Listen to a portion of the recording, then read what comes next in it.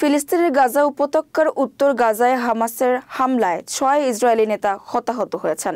1 সেনা নিহত এবং 5 জন আহত হয়েছেন, যার মধ্যে 3 জনের অবস্থা গুরুতর। শনিবার বিকেলে ইসরায়েলি সেনাবাহিনী এই তথ্য জানায়। নিহত সেনার নাম ওয়ারেন্ট অফিসার গাহালেব স্লিমান আল নাসাসরা। তিনি গাজার নর্দার্ন ব্রিগেডের ট্র্যাকার ছিলেন এবং 18 মার্চ থেকে শুরু হওয়া সামরিক অভিযানে গাজায় নিহত প্রথম ইসরায়েলি সেনা।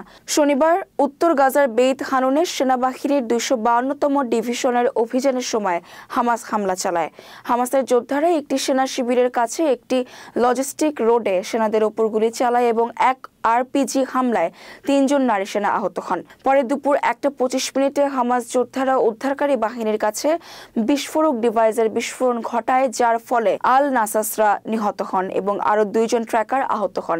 আইডিএফ জানিয়েছে তারা এই ঘটনার পর একাধিক হামলা চালিয়েছে এবং 18 মার্চ থেকে 1400টিরও বেশি লক্ষ্যবস্তুতে হামলা করেছে।